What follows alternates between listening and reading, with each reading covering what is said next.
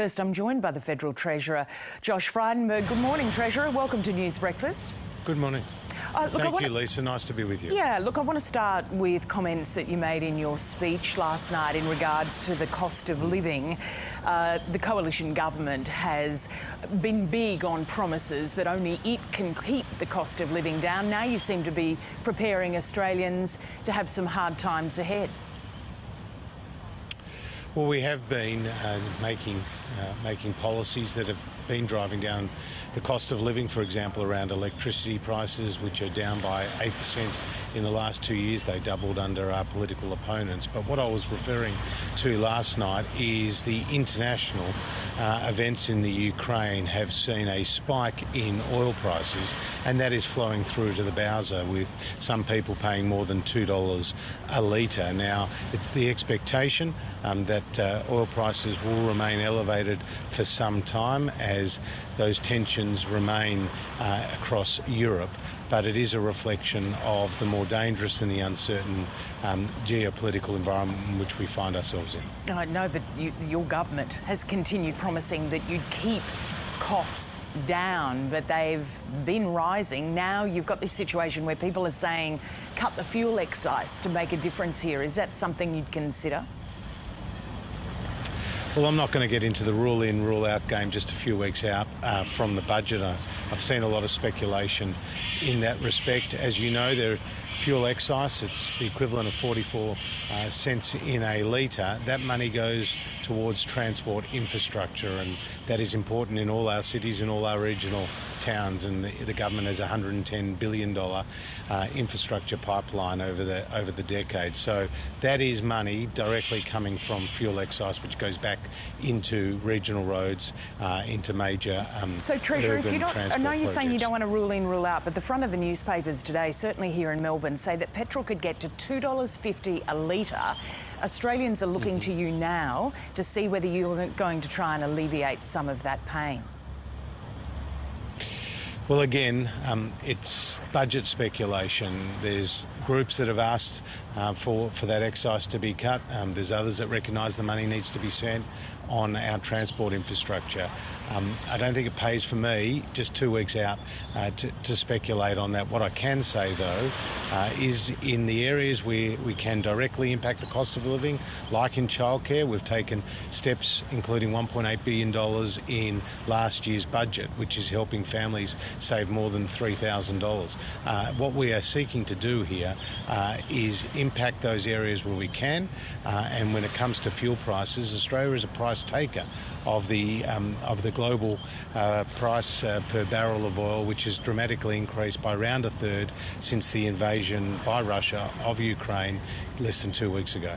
Treasurer, turning to what's going on in the flood zone area, do you believe, having seen what you've seen and heard the reports, that the federal government could have and should have done more sooner?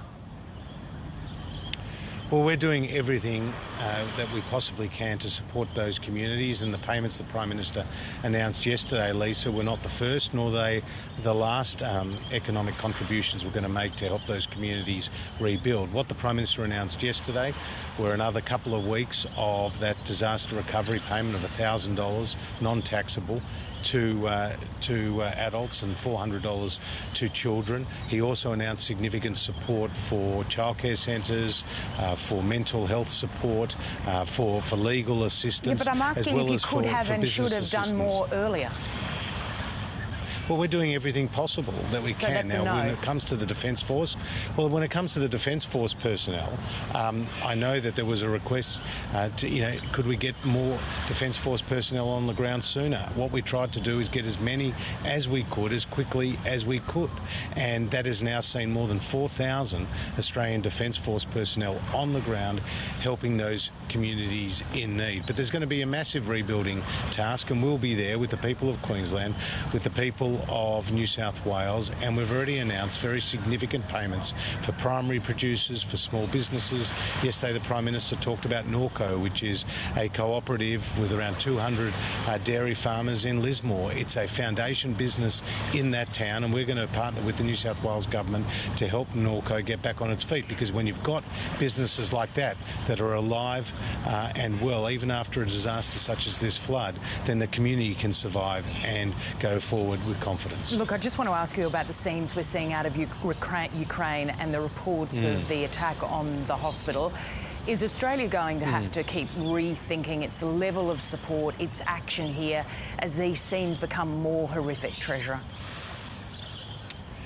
Well, you're absolutely right, Lisa. These are horrific scenes, and this is the price of war. Vladimir Putin's naked aggression into Russia is having a huge humanitarian cost, and we've seen more than 1 million people now flee Ukraine across the border. So our response has been multifaceted. It's been about support for the humanitarian agencies that are helping on the ground. We've been sending defence equipment into Ukraine through third parties, which is going to help keep those Russian forces at bay, although that's a very difficult task. And then, of course, we've been part of an international global effort to turn the screws on the Russian economy and keep that pressure on Vladimir Putin, the oligarchs and his other cronies. Earlier this morning, Lisa, I had a phone hookup, a video hookup with my counterparts from the United States, including Secretary Yellen, the United Kingdom, Canada and New Zealand, and we all agreed to continue to keep that pressure on, to coordinate our efforts, which has seen Australia put sanctions on more than 400 individuals and commercial entities, and it's working. The Russian currency, the ruble, is in free fall. The stock market has closed.